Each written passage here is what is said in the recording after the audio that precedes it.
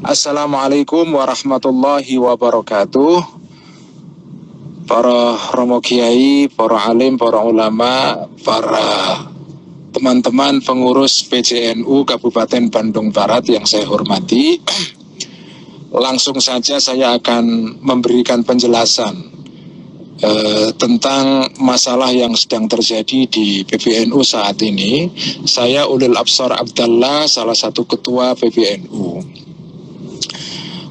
Jadi masalah ini terjadi, sebagian teman-teman mungkin sudah tahu ya. Jadi masalah ini dimulai menurut saya dan menurut teman-teman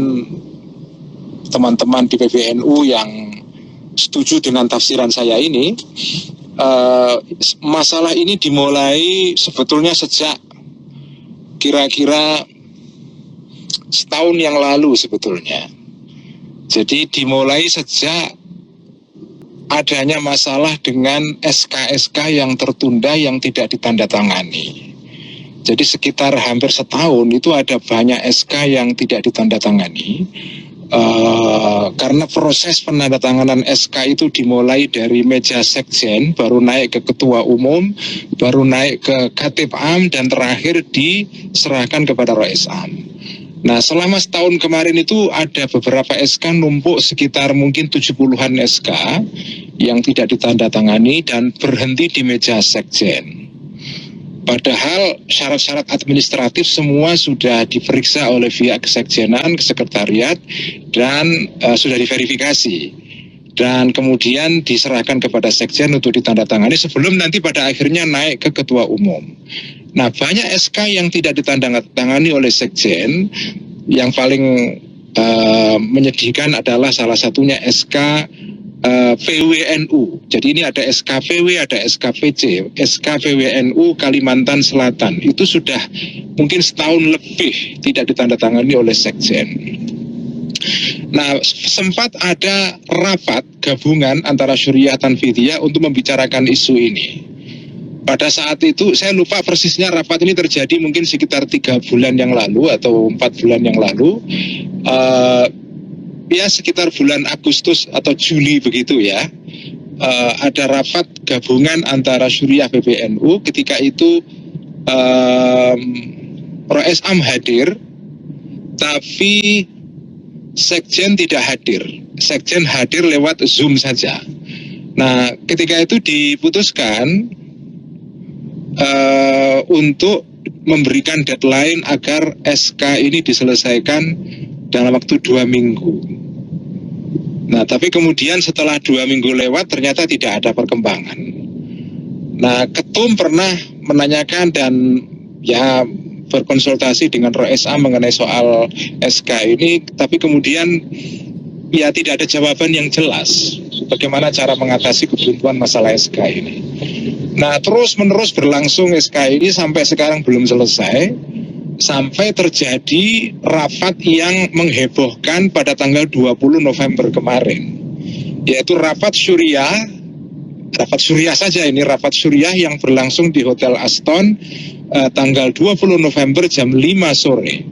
Rapat ini berlangsung sekitar 4 jam ya, dan kemudian di dalam rapat itu hasilnya atau rapat itu menghasilkan keputusan yang sebetulnya bukan keputusan yang diputuskan melalui rapat, karena setelah rapat kemudian ada rapat antara Rais Am dengan beberapa Rais Syuriah yang memutuskan untuk memecat ketua umum dalam waktu 3 hari.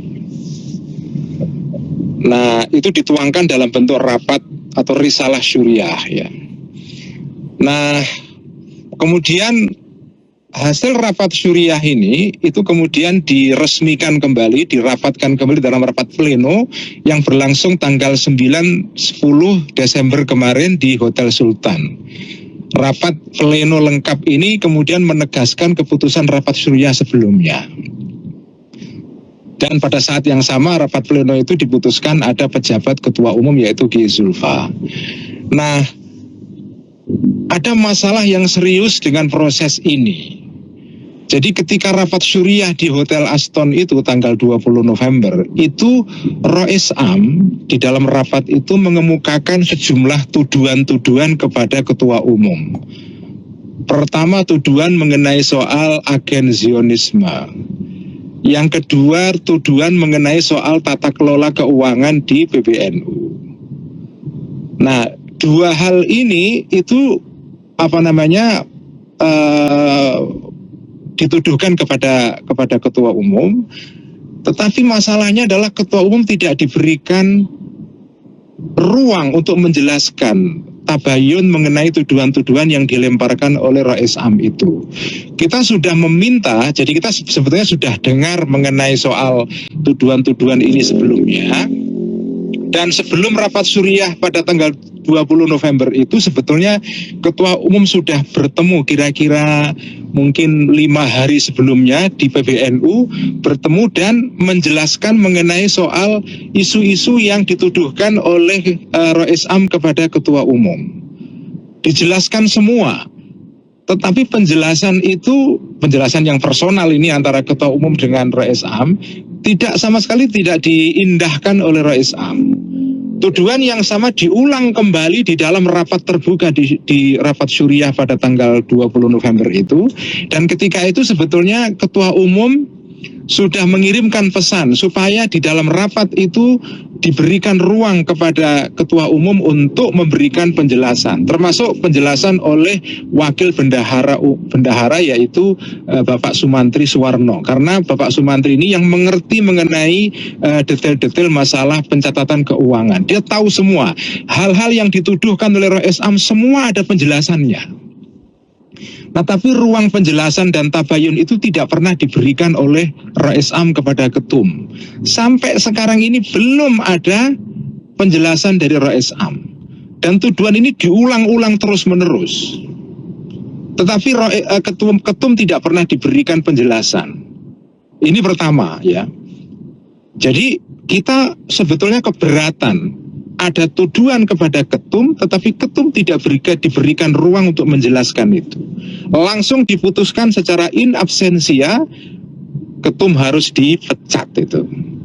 Ini yang pertama. Yang kedua, wewenang untuk memecat Ketua Umum menurut undang-undang di dalam organisasi kita ADART, ini tafsiran kita ya, itu tidak bisa dilakukan oleh rapat syuriah atau rapat pleno. Karena Ketum dan Rois Am itu adalah mandataris muktamar. Nah, mandataris muktamar tidak bisa dipecat di dalam rapat yang kedudukannya di bawah muktamar. Tidak bisa itu. Karena kalau ini bisa dibuka ruang untuk memecat Ketua Umum atau Ketua misalnya, ini akan menimbulkan kekacauan di dalam organisasi. Jadi memang di dalam ADART kita, kedudukan syuriah itu adalah pemimpin tertinggi di dalam organisasi. Tetapi wewenang syuriah itu diatur di dalam undang-undang organisasi juga. Jadi wewenang syuriah itu adalah seperti dijelaskan, dikatakan kepada saya oleh Kiai Ma'ruf Amin ketika saya ketemu dengan beliau 2 hari yang lalu. Beliau mengatakan peran syuriah itu ya diatur di dalam ADART, yaitu perannya adalah irsyadiyah, taujihiyah, islahiyah. Jadi wewenangnya itu memberikan arahan, memberikan pengarahan pada dasarnya. Jadi memecat Ketua Umum itu tidak bisa dilakukan oleh seorang Rois Am atau lembaga seperti syuriah, itu tidak bisa, karena memecat mandataris harus melalui muktamar. Apalagi pemecatannya ini didasarkan kepada tuduhan-tuduhan yang tidak dibuktikan secara terbuka. Jadi memang di dalam ADART kita itu ada pasal untuk memberhentikan Ketua Umum. Tetapi itu alasannya karena Ketua Umum melakukan pelanggaran berat. Dan pelanggaran beratnya ini bagaimana membuktikannya? Kan tidak bisa hanya dituduhkan begitu saja, harus ada proses pembuktian. Dan pemecatannya tidak bisa melalui keputusan rapat syuriah atau apalagi tanfidiyah, harus dilakukan di dalam muktamar luar biasa. Dan muktamar luar biasa itu bisa diselenggarakan kalau ada persetujuan dari 50+1 dari seluruh PW seluruh Indonesia. Nah, jadi ini yang kita persoalkan ya. Jadi ketum itu dituduh melakukan pelanggaran masalah keuangan. Tuduhannya Masya Allah saya mengelus dada sebetulnya karena tuduhannya itu luar biasa. Nah, tapi tidak pernah diberikan ruang kepada ketum untuk menjelaskannya. Ini yang kita keberatan sebetulnya ya. Apalagi pemecatannya dilakukan tidak melalui mekanisme yang benar, yaitu dipecat hanya melalui rapat syuriah. Kemudian ditetapkan dalam rapat gabungan. Rapat gabungan lengkap ya, rapat pleno ya, rapat pleno. Rapat pleno tidak bisa mempunyai wewenang untuk memecat seorang ketua umum. Jadi inilah kondisi yang terjadi di PBNU sekarang. Nah, apa jalan keluar yang diusulkan oleh Gus Yahya sebagai ketum? Ini yang poin ketiga. Jalan yang dikeluarkan adalah himbauan untuk islah. Islah di sini artinya adalah mari bareng-bareng duduk ya.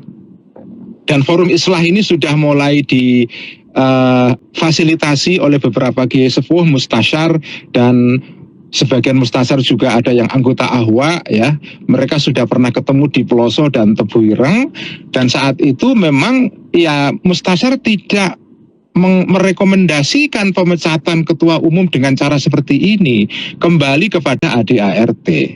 Nah, jadi kita atau ketum itu mengajukan solusinya adalah islah, duduk bareng, membicarakan mengenai soal kesalahan-kesalahan ketum ini apa, bagaimana membuktikannya.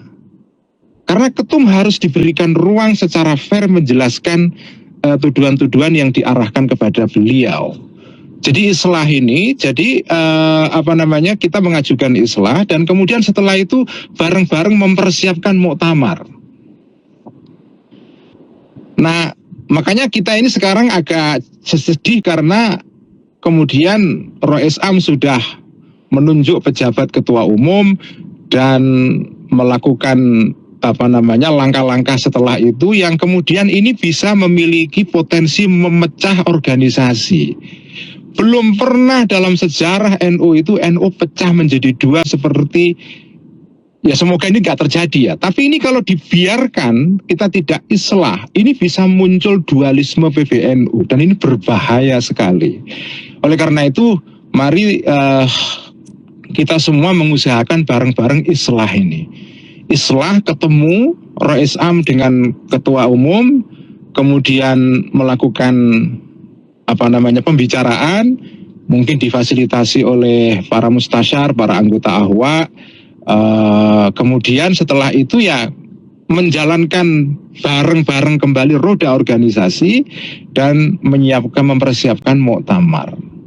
Itu penjelasan yang bisa saya sampaikan, semoga bermanfaat. Selamat rapat hari ini, semoga dihasil. Saya mendorong ya, rapat ini kalau bisa saya mendorong supaya VCNU Kabupaten Bandung Barat ya mendorong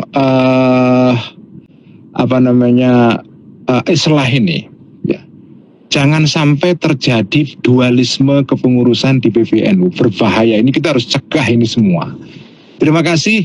Wallahul muwaffiq ila aqwamit thoriq. Assalamualaikum warahmatullahi wabarakatuh.